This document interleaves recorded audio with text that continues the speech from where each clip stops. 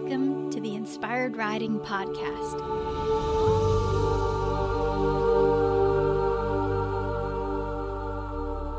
I'm your host, Beth Lauren Parrish. As a certified riding instructor, remote coach, and animal communicator, I bridge the gap between your inner and outer worlds as you strive to enhance all aspects of your riding. I'm here to remind you that you are powerful and more than capable of changing your reality with your horse time. Hello, everyone. Welcome back to the Inspired Riding interview series. I have a special treat for you today. I have my friend Kate Neligan, and I'm so excited for you guys to hear her story and her life. She is changing the world right now, and a lot of similarities on our path, and I can't wait to introduce you and talk more with her. So Kate, thanks for being here, and please share who you are, where you live, and all that.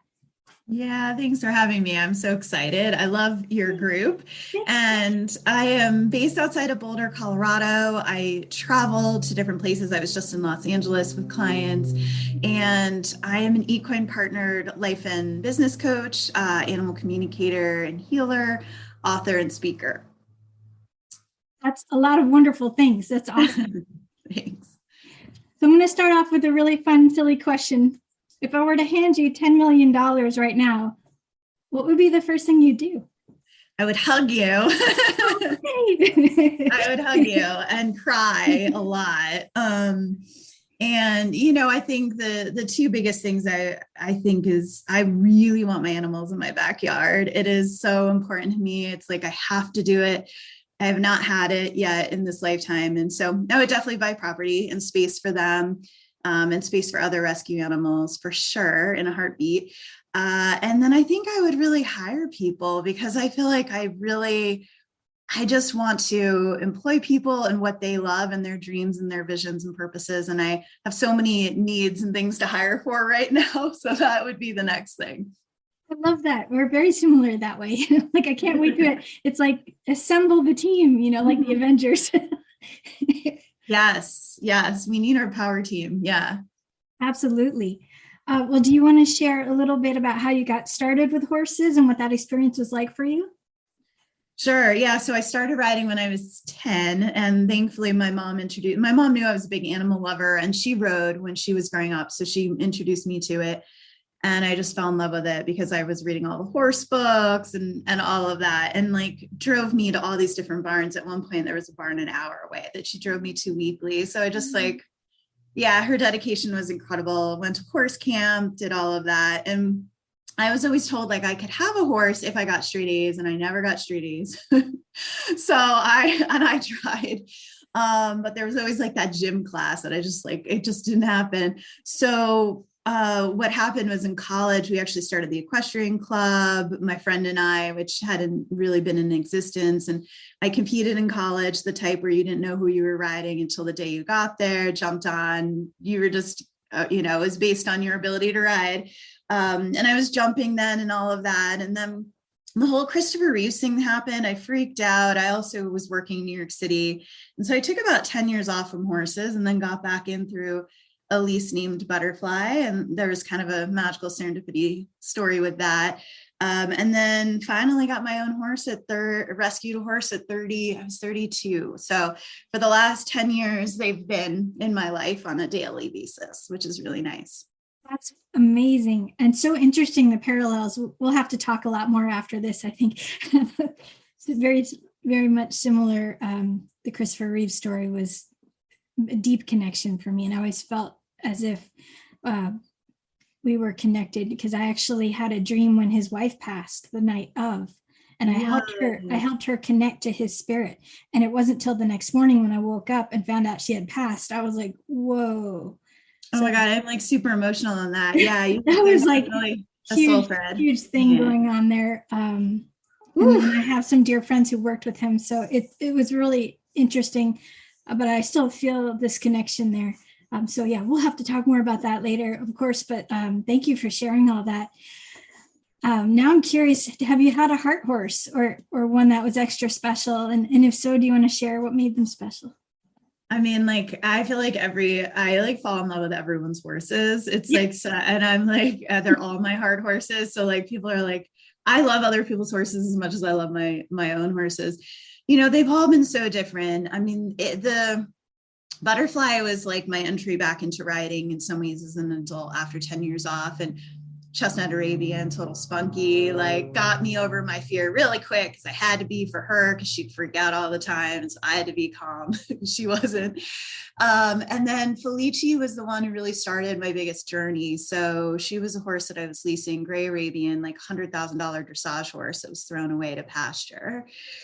Yeah, from like one of the big California ranches. And I just got so lucky and to have her as a lease. And she had melanoma. I had 2 years with her before she passed. And it just became this huge just portal into me starting my purpose with equine coaching. And our riding was just so incredible. So she's, and when she passed, I was able to kind of like death doula her to the other side. I was with her in meditation, and she's my guide from the other side completely. And then Lindsay, my rescue horse, came in right after her. It happened like within a couple of days. And she was probably my biggest heart horse, because everything she taught me is like who I am as a being. Like my ability to heal is actually her. I channel her from the other side when I do work. Full on chills right now. Yeah. So she's maybe my biggest heart horse. And like hundreds of people loved her. So like when she passed, I had my own grief, and then I had everyone else's grief, and she had so many clients.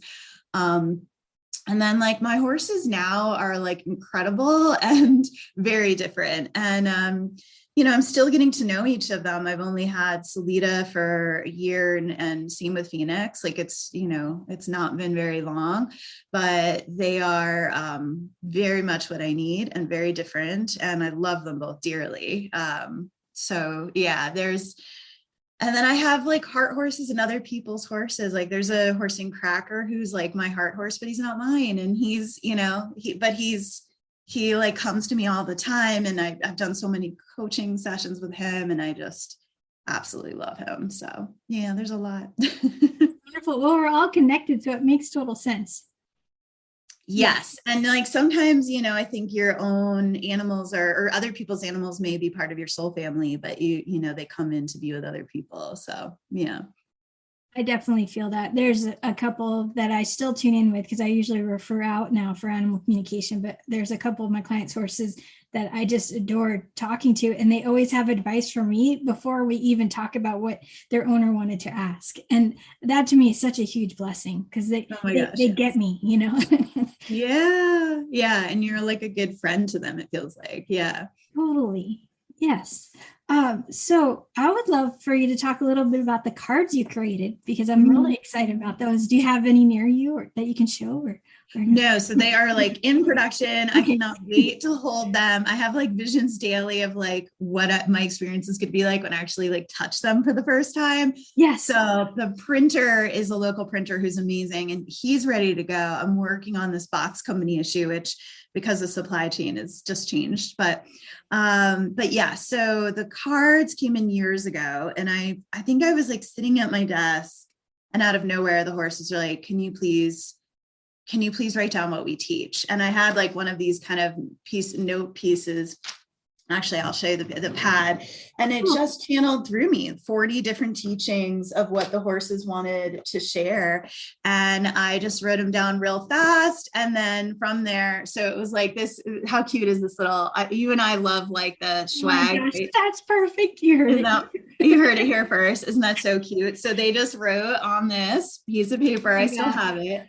And then they were like, do this as cards. And I've loved cards my whole life. Like I used to get card readings as a kid, and I've always been around intuitives and psychics. And then I started doing them myself. And I love some of the cards that are out there, the horse card decks, but there was something really different coming through, and it was the best way to put it out. And then when I had an artist who actually fell through, which was like a huge blessing in disguise, because then I found my ideal artist, Nika Ware.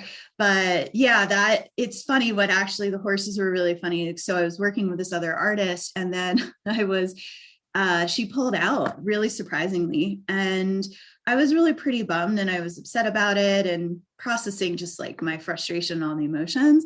And I was staying up at a friend's in San Francisco and I got out to go see another friend and I got in the car and right in front of me, there was this little license or like bumper sticker. And it just said, are you going to cry about this? Or are you going to cowboy up and get over it? And I'm like, is that really a bumper sticker? Like, what?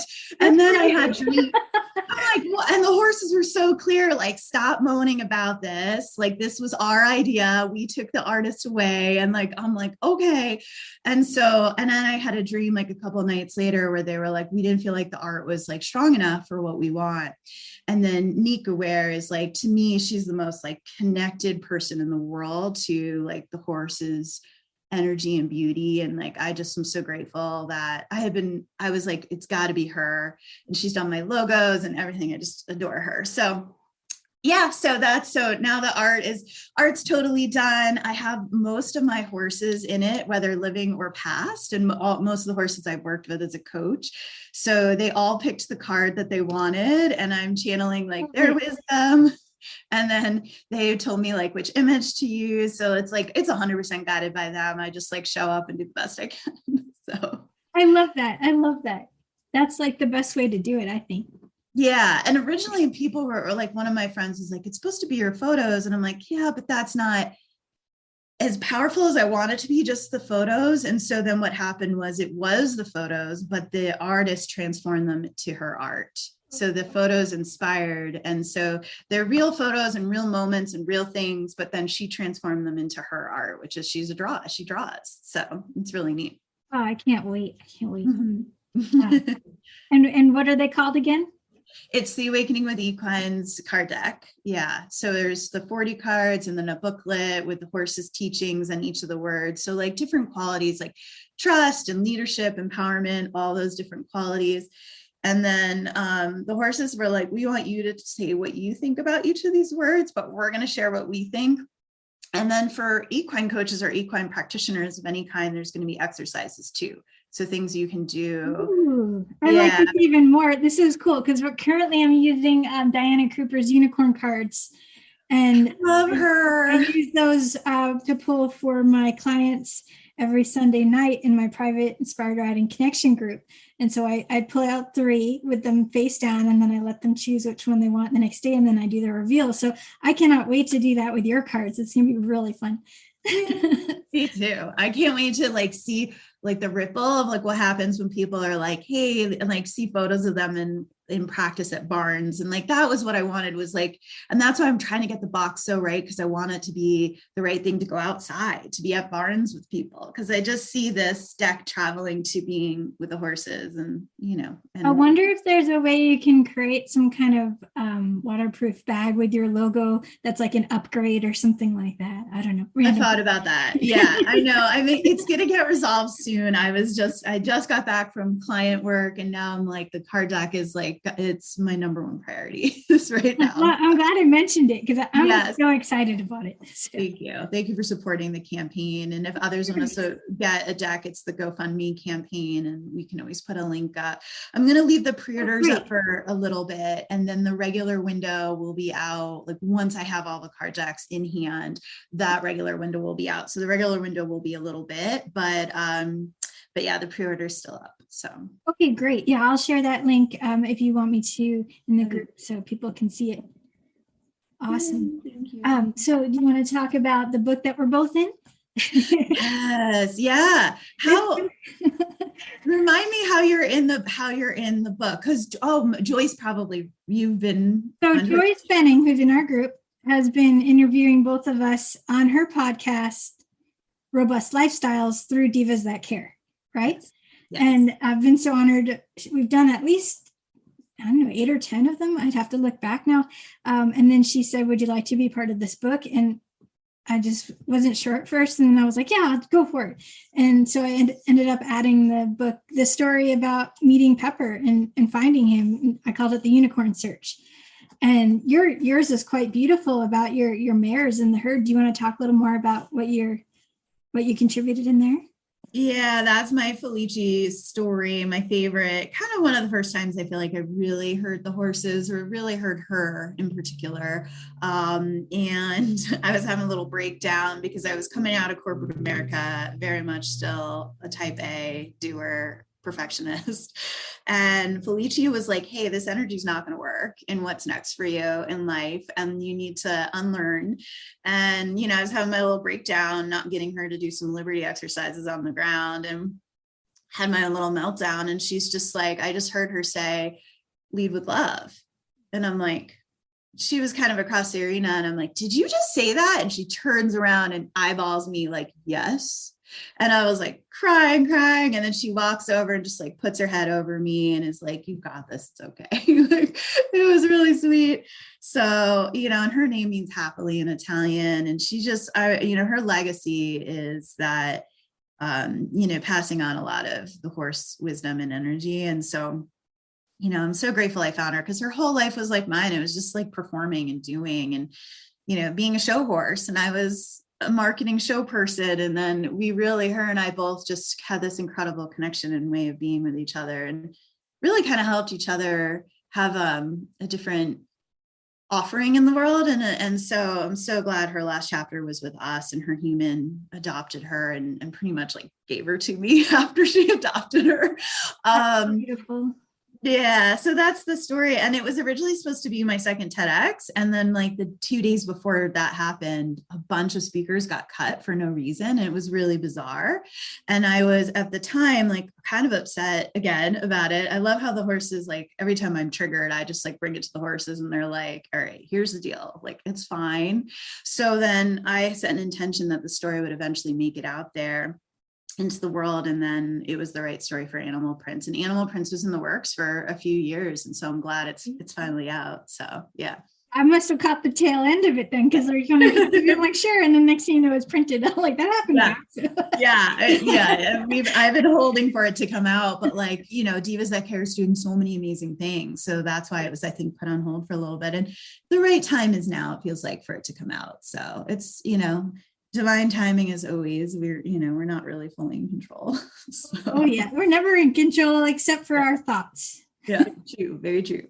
So I want to circle back. You said your second TEDx. What did you talk about in your first TEDx? Yeah, so it's so funny. Like Felici was a big part of my first TEDx. So I was helping a woman run TEDx Malibu, and I got her like her videographer and or at least one of them, and like her PR person and her event manager. And she came up to the ranch at the time. And I was like, oh, I'm not ready to do TEDx. Like, I can't do this. But Felici was standing with me, and she said, hey, this is going to be my last year doing TEDx. And I just said, wait, really? I said, is there any way I could do it then? And she goes, are you ready? And I said, no, but I will be. and I borrowed Felici's confidence. She was standing right next to me in halter and lean, and was just so happy, like, for me, and licked and chewed. And it was December of that year. And that's when she, started to make a turn. She passed 3 days after my birthday in early January. Wow. I kept telling her she was not allowed to go on my birthday. So, yeah. So I wish in retrospect I did the TEDx on the horses, but they were just coming into my life at that time as 2013. It's been a while. And so I did it really on this perfectionism, because I was unlearning perfectionism. And, that whole, you have to have straight A's to get a horse, really started to create that perfectionism. And then riding, which how we learn to ride, being barked at, yelled at, every single detail of our body has to be in some crazy perfect position, like heels down. And there was no joy in riding. Yeah, and breathe. There was no breath. There was no inspiration. There was no center. There was just like, my body had to be this like perfectly sculpted thing on the back of this like incredibly powerful being. Yeah, no, it was a mess. And so yeah. I thankfully I also unlearned how to ride, and So yeah, it was about perfectionism and how so Felice makes an appearance in it, and she has her teaching, which is the sweet spot of enoughness. How do we, because we're not always going to feel enough because it's a core wound, but we can find sweet spots of enoughness. And usually I find the horses help us get there. They do help us be there. And so she's in it and she has an appearance, and I'm so glad she did, because like a few weeks later, she was not here on earth anymore. So in the physical, I should say. Yeah. They're all here energetically. Yeah. Yeah. Oh, that's so beautiful. And that you stepped into it and she gave you that nudge to go for it. Oh my God. Yeah. Yeah. And then they had us all do little videos, like introducing ourselves. So she's in my video, and like, she was such Nice. and I actually, in preparation for that presentation, I feel like I energetically cleared so much of my perfectionism stuff. Like, I really don't care about perfection anymore. Like I really used to. And I noticed certain ways it might show up. And then I'm like, okay, like permission to be messy, like permission to get it wrong, permission to, make mistakes and fail. Like, and so I go back to that because yeah, it was, I unlearned a lot of it. I had a business coach at the time too. And like, took so much of my power back. And, it was one of the biggest transformational, like 2 months plus of my life, where everything was shifting and changing at that time. So, yeah. Very impressed and really glad you came to that. And yeah, I was very similar in that way. And my business coach has the saying, done is better than perfect. Oh my God, yes. And I'd remind myself of that with everything I do, because I'm like, I should redo it. I'm like, no, just leave it be authentic. That is what everyone needs. And that is what will feel better. And then I'm like, you're right. I have this conversation in my head, So true. Yeah. I love it. Jack Canfield says a lot of that too. He's like, it's better to get it started than to get it right or to get it perfect. And I always am reminding my clients, like, progress, not perfection, right? And like, yes, and like, it's the same with riding too. Like I see people who are hard on themselves, and I'm like, your horse doesn't want you to carry that with you. Like, can you acknowledge and celebrate your every little baby success and stuff? I know that's what you do in your program with people. Absolutely. Yeah, it's so important. And when you find yourself getting stuck or getting tense, I always go, okay, just breathe, do that pause, breathe and smile, appreciate that they're actually letting you ride. Yes. Take a full step back. And that was one of the things I would do, especially with little kids, first time on the horse's back. If they were a little nervous, I just go, let's just rub their withers and breathe together and thank them for letting you sit on them. And they're like, oh yeah, this is kind of amazing. I'm like, right? So I think it's so good to remember that no matter what age you are, and know once you're more authentic and actually talking to the horse and letting them know how you feel. I know that's a big part of your coaching. Once you say out loud how you feel, the horse can relax knowing you're being congruent inside and out. And that's 100%. A huge thing.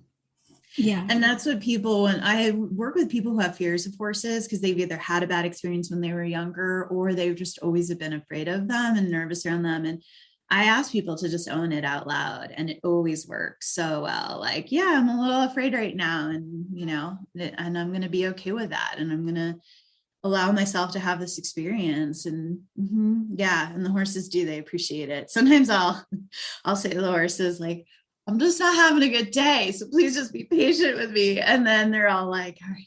And they blow out right away, and it's so much better. I love that. Yeah, I've been known to say that, like, I've had crazy internet problems or computer problems, and I'd go to see the pony I was working with, like, I had a bad human day. She's like, I got you. It's okay.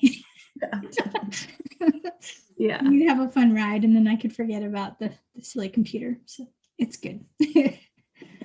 Oh my goodness.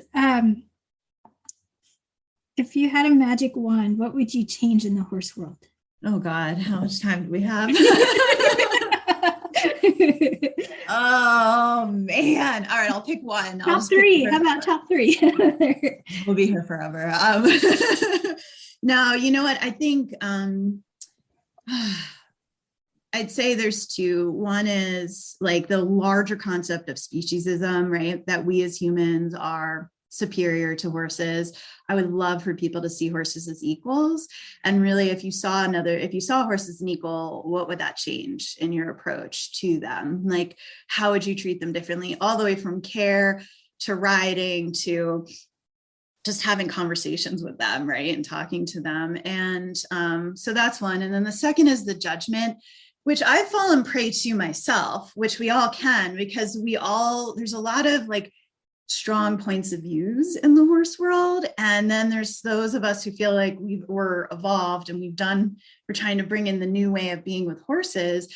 But even like I notice myself, sometimes I'll hold judgment. I'm like, oh, don't like carriage horses. No one should drive a horse. And then my friends like has her horses, her shires doing, and they love it. And I'm like, all right. So for every judgment I have, there's another side that can disprove it somewhat. You know what I mean? Of course, not abuse by any means, but like certain sports, right? That I'm sometimes like, oh, polo, really? But like, why not? Maybe they're, so I try my best to like go to the horses directly. So I would love for people to, instead of putting that human, like I know, ask the horses. Like we had horses that were doing vaulting at a ranch that I was at. And one of them was like, I want to do the work you're doing. And he was always so upset. And he's like, and he was jealous of my mare because of her, she didn't have to do a lot. And, on the riding side. And then I asked him what he thought, and another one of the vultures, and he goes, I'm an athlete, Kate. Like, I want this. And I'm like, great. So I think like we can't hold the judgments as right and wrong, good and bad, because then there's just polarization. So it's more of like, could we stay curious and can we ask the horses what they actually think? And of course, not everyone can hear them, which I wish I would change that too. Yeah. I would help everyone to be able to hear them. So that way we could actually ask them and get guidance and be able to be in conversation with them. Because I know a lot of people that want to connect with them and they get frustrated that they don't have the ability to actually communicate with them, hence me starting a certification program. But like, yeah, I think we need to go to the horses and ask them how they feel. I think that's brilliant. And it's so important and it's so true, because you can just imagine, oh, this horse looks like it's overworked. And then I connected with them and they're like, no, we love this work. We love building up our athleticism. We love getting to feel that pride with our human, and some of them just like, I had my first horse that I competed with as a kid, he pulled me towards the jumps. He couldn't wait to get to the jumps. And I was like trying to hold him back. So you just never know. And then there are, of course, horses that don't want to be ridden at all. So there are all the different spectrums. So I think it's so important that you say, ask them first. Yeah, and to notice when we're judging and see if because when we judge, someone's always wrong, right? And like what we need more of in the horse world is connection and support and collaboration in a lot of ways. And there's a lot of competition. I feel like often people are drawn to horses because they have a competitive nature inside somewhere or a controlling nature. I start my book with that. Like we're all a little addicted to control, and like how the horses can really help us dismantle that. And like they're one herd. Right. And there's, and the lead mare is not any more important than the, bottom of the herd. They're all important. They just all play different roles. So tell me about your book as well. So that is a work in progress. It was originally called Lead with Love. Well, it still is in that space of Lead with Love. And it's Felici's story. It's the whole story of like how she came in and what she taught me, and my first work in equine therapy, specifically with addicts in recovery, when I was an assistant to my mentor and really volunteering. And then, what happened through her death and how we don't really die, how we always stay connected. So fingers crossed, if all goes well, that will be out later this year. It's been a work in progress for so long. A lot of other projects have come in before it. Like the card deck was like me first, before this, but that will hopefully be out. It's written, it's 250 pages. It just needs a really good edit. So that's where it's at. That's brilliant. Yeah. I love it. Yeah, because I'm working on my book as well, but I wanted to do the app and my 12-week program first. So I totally get that. Yeah. Yeah. And then we just have to trust these projects know when to be birthed. Right? Exactly. Like my birthday it told me, so I'm like, I better hustle. Yeah, I know. And then if we don't do it, it's like, I get like knocked over the head. Like, will you please write? Will you please write? Like, oh, so yeah. And we have to be aware of those nudges because otherwise it can get louder. So for me, it's always like, oh, I better be really careful so I don't end up hurt. So yes. Yeah, for sure. The writing is the one that I don't always listen to because it feels so hard to write sometimes, but that's the one that when I do sit down and do it, it does flow. And I'm super grateful for my ability to write. And it's not really me, and I know that, but sometimes it's just creating the space for it when I'm in the middle of doing a lot. Exactly, because then it's like all the other things have to just get quiet. I promise I'll get back to you, but yes. Yeah, exactly. It's a dedication to write. Like those who write a lot of books, I'm always like, oh man, or even launch a lot of products like and projects like you have. Like it's having horses, right? Being a horse mom, having clients, and then launching projects on top of it. That it's like 3 full-time jobs, and then forget about the personal life in addition, right? Totally. So. Yeah, I'm very grateful. My husband is working so much as well, so we have a really good relationship that way. So yeah, I know. I love seeing the photos of you too. You guys are super cute together. Thank you. Thank you. We have fun, and he loves the horses just as much. And so it's such a blessing to have that. So we're getting close towards our time, but I do want to ask you a couple more questions. One is, if you were to write a billboard for the horse world to see, what would it say?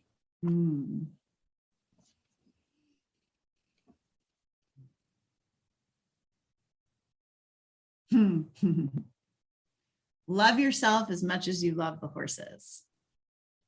I love it. My one rule in equine coaching with clients is whatever you say about the horse, you get to say about yourself.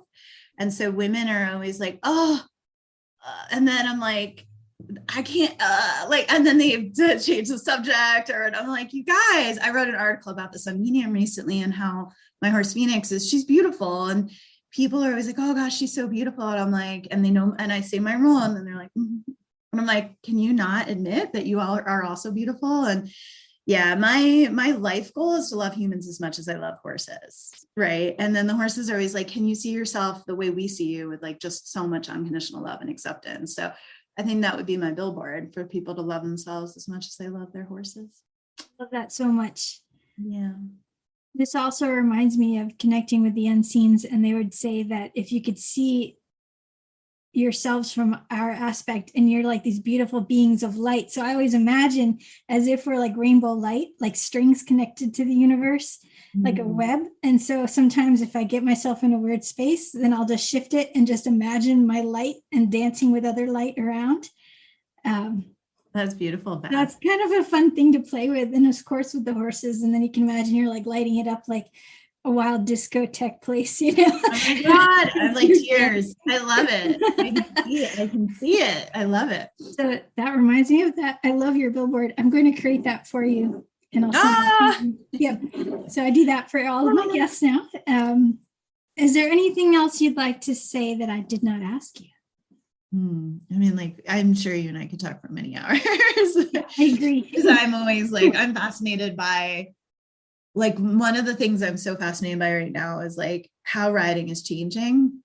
And like my horse is totally teaching me new things on her back that I've never experienced before. Like really the energy of bliss and a 5D energy from being mounted, right? And so much of my work over the last few years has been on the ground, because I had a horse that I wasn't riding.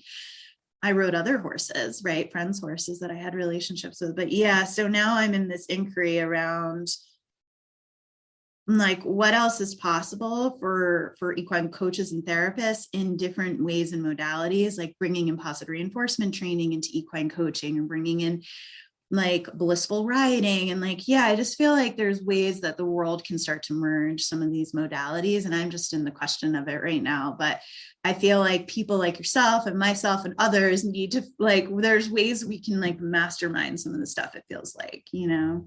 Absolutely. Well, I have this really simple technique that I teach my students now. I think of something in my mind that I'd like to do. I check in with my heart to make sure it feels good to my body. And then I ask my horse's heart if they're up for it. So it's a 1, 2, 3 aspect. And then when they're ready and they feel ready, I say, are you ready? And I invite them. And then if they are, they go for it. If not, I just get neutral and wait, or I just ask in a different way, or I try something else. Nice. I love it. And it becomes more co-creative that way, an invitation instead of you must do this now, unless you're in a safety issue where you're about to go off a cliff. I mean, obviously you want to be careful, but other than that, getting to sit on them is like icing on the cake besides the interaction connection with them. So totally. Yeah. I love it. Felicia did go off a cliff once. I had to pull her back off. No. Yeah. My little Arab almost did too. Was this, where was that? In Malibu up on one of the canyons, and we didn't see a runner coming, and I had an emergency dismount that I didn't even know I could do. My body somehow knew to do it. And she started to creep back off a cliff, and I'm like, girl, I've got you. And then she was like, so like, thank you. And she was a little embarrassed. And I'm like, it's okay. There was never really runners on the trail. So she just, Well, yeah. But yes, I know. I love that. And I think it's so true. Like, and then, we just have to stay responsible for our emotions and what we bring to our horses. Like, I got back from being away for a week, and I just had to do a lot of energy clearing for my horse because she was like real upset. And I kept saying to her yesterday, like, your anger is okay, but I'm here and we've got this, and I'm going to clear you. And then she just shifted from being like to just like super soft. And like, yeah, I want people to also realize that like all the energy we bring to horses and the other boarders and everything else can affect them. They're so sensitive. So we need to do our best for them, Absolutely. Oh, may I ask you one more question? Because we're talking about clearing energy. So I have a meditation on cutting the energetic cords that no longer serve you. Do you have a specific way that you get cleared that you? I do what Lindsay taught me. So for me, I do, and I actually have a video on this that I need to post on YouTube. Hence meaning to hire support. But yes, I have one on like doing either energy sweeps with your hand. Lindsay, my mare, taught me to do claps, or I use access consciousness, which is a modality I'm trained in. So I use clearing statements for that. So I use kind of a combo of stuff I've learned that I am going to do. I have this video that I would love to share with people because people have asked me like, hey, how can I know I do need to clear my horse, but how do I do it? So we got to share these tools, Beth. We got to get them out there. And I'd like to share it in the group here. So that would be fantastic if you upload. Yeah, I got to get it uploaded now. I'm giving you the motivation. I know. I have so many videos I need to upload. My goodness. That's exciting. Yeah. We definitely need to do it. But and all techniques, and go. I always tell people go with what's intuitive to you. You might create your own technique, right? Like totally. Yeah. I love it. I know my husband created a variation of it, and that's what I used to write the script for the meditation. So it was kind of like a collaboration that way, which was kind of neat. So, I love it. And I have to send you the unicorn meditation that I did too, since I know you're such a unicorn lover. Oh, yes, please. And that was Felicia's. Like, she just one day was like, can you do this thing? And I just like hit record on my phone, and like, it's really her. And it's so cool. So I'm curious to see what you think of it. So I love it. That's exciting too. So many fun things. Fantastic. Okay, this has been a pleasure. Thank you so much for joining me on this interview series. And how can people get a hold of you if they want to work with you? Yeah, so my new site is up. It's kateneligan.com, KateNeligan. And there is the Awaken with Equines Facebook group in case people want to join there. It's a like-minded, like-hearted group like yours. And then Instagram's Kate Neligan Equine Coach as well. And then the certification program for equine partner coaches is also beginning this year. So it's really helping people to learn spiritual psychology and horses to be able to coach. So I know some people who are trainers or in that space are interested in doing coaching with humans as well. So that's coming, and people can reach out to me if they're interested in more on that too. Love it. That's wonderful. Yeah. Thank you so much, Kate. And thank you. You're welcome. And everyone, remember to lead with love and lead with kindness for yourself and for your horse. And may the horse be with you always.